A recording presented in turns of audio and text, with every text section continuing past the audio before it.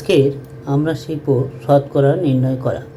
তো এখানে একটা প্রশ্ন দেওয়া আছে, দুই বন্ধু একসঙ্গে একটি ব্যবসা করার জন্য বার্ষিক 12% সুদের হারে একটি ব্যাংক থেকে 15,000 টাকা ধার নিলেন 4 বছরের জন্য।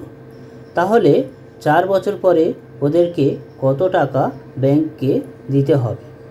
তো এই অঙ্কটা আমরা খুব সহজে একটা ফর্মুলার মাধ্যমে করে ফেলব। তো ফর্মুলাটা আগে লিখে ফেলি।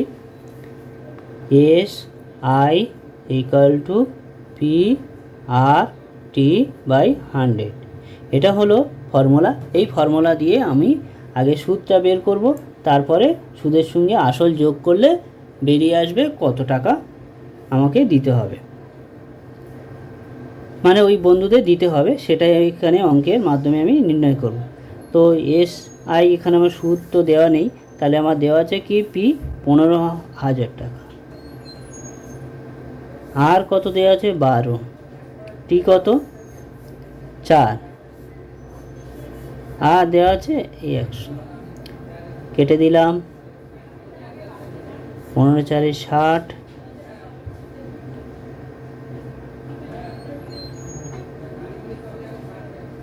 72।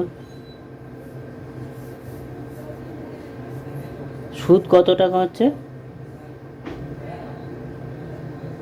অতএব সুদ হচ্ছে 72, মানে 7,200 টাকা।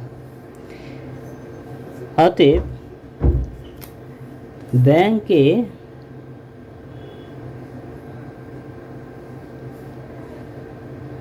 চার বছর পরে ওদের